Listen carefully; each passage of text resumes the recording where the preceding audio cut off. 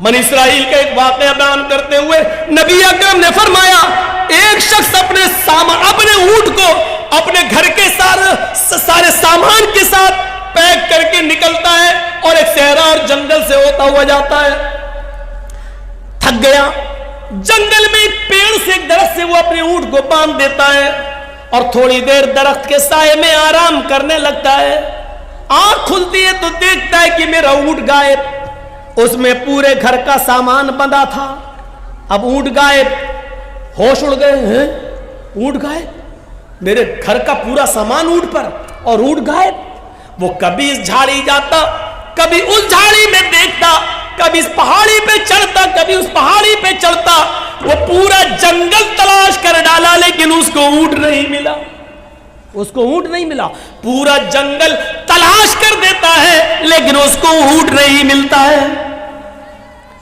مایوس ہو کر اسی پیڑ کے پاس آتا ہے, ہاتھ سر پہ رکھ کر سوچنے لگتا میں کیا کروں گا.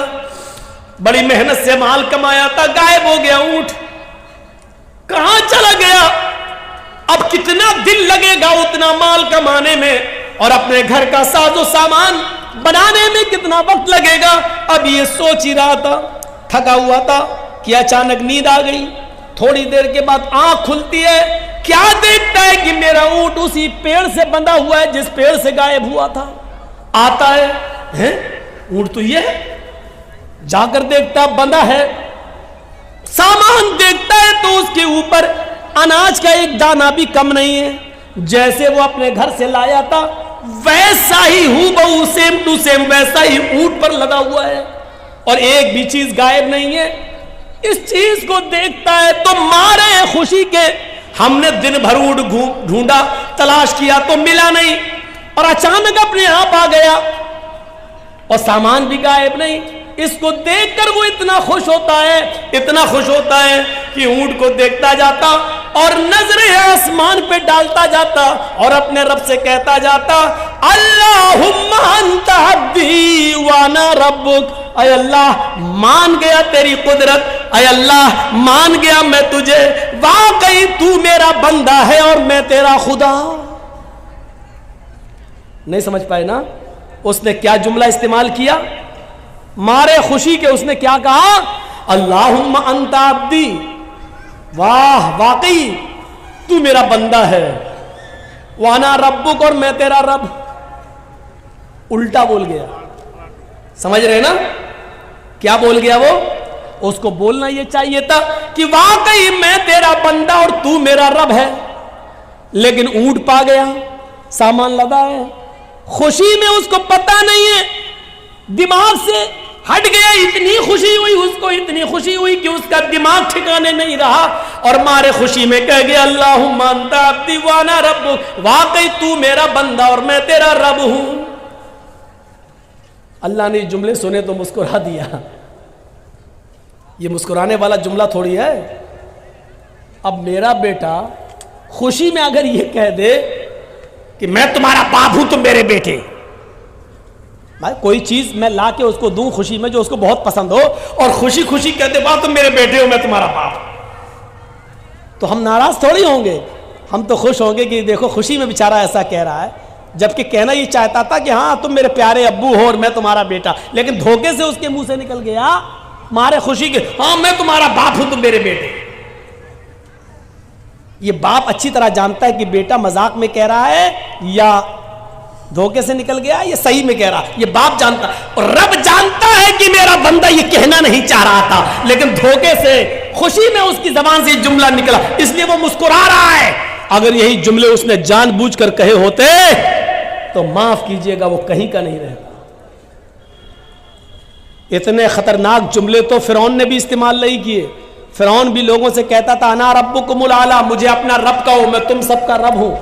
فرعون بھی لوگوں سے یہ کہتا تھا میں تمہارا رب ہوں, لیکن فرعون نے کبھی اللہ سے نہیں کہا کہ میں تیرا بھی رب ہوں. فرعون نے کبھی زندگی میں اپنے رب سے نہیں کہا اے اللہ میں تیرا بھی رب ہوں. وہ لوگوں سے کہتا تھا انا ربکم الاعلی, میں تمہارا رب ہوں تم مجھے اپنا رب مانو. لیکن اس کے باوجود اللہ نے کیا کیا, اس کو دریا میں غرق کر دیا, ڈبو دیا اور مار ڈالا, اور اس کی لاش کو سمندر سے باہر پھینک دیا. آج بھی مصر کے میوزیم میں اس کی لاش نشان عبرت بنی ہوئی ہے. آج بھی اس کی لاش دیکھ لو, جو دیکھنا چاہے.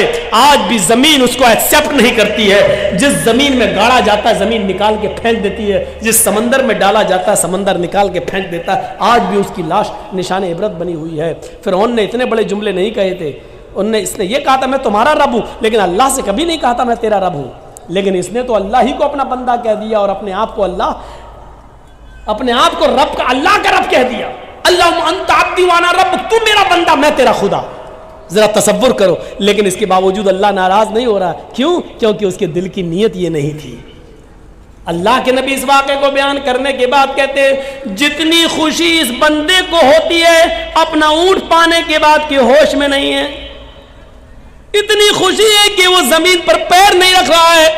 جب ایک گناہگار بندہ رات کی تاریکی میں نفل نماز پڑھنے کے بعد جب ساری دنیا سو رہی ہو, پھر وہ اٹھ کر وضو بنائے اور رات کے اندھیرے میں اٹھ کر رفع یدیہ الی السماء, اپنے دونوں ہاتھوں کو آسمان کی طرف اٹھا لے اور پھر اپنے گناہوں کی معافی اللہ سے مانگے.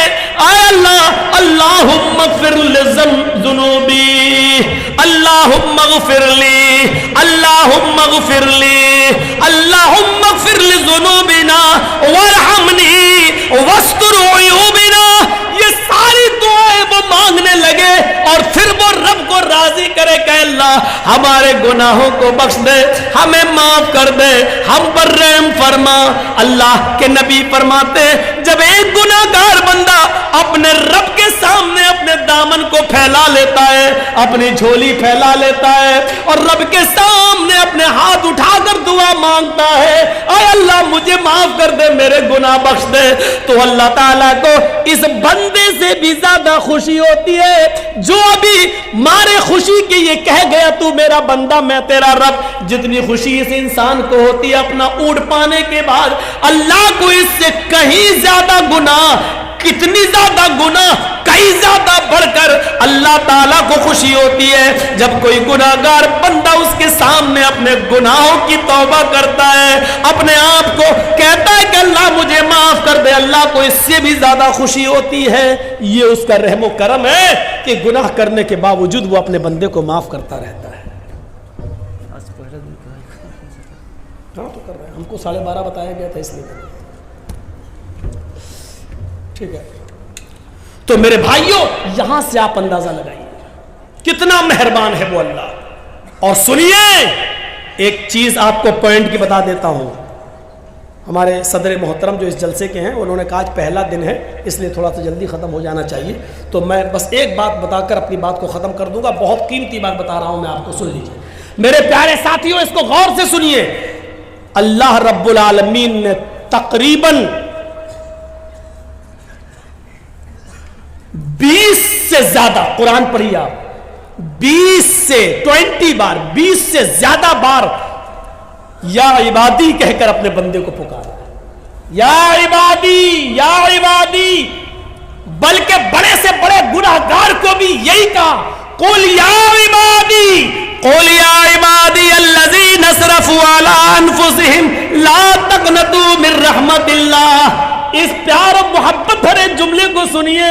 بندہ گناہگار ہے, اتنا گناہگار ہے کہ اس نے زمین و آسمان بھر کر گناہ کر رکھے ہیں. اس کو بھی اللہ یہ نہیں کہہ رہا بھاگ, تو گناہگار ہے میرے دربار میں مت آنا.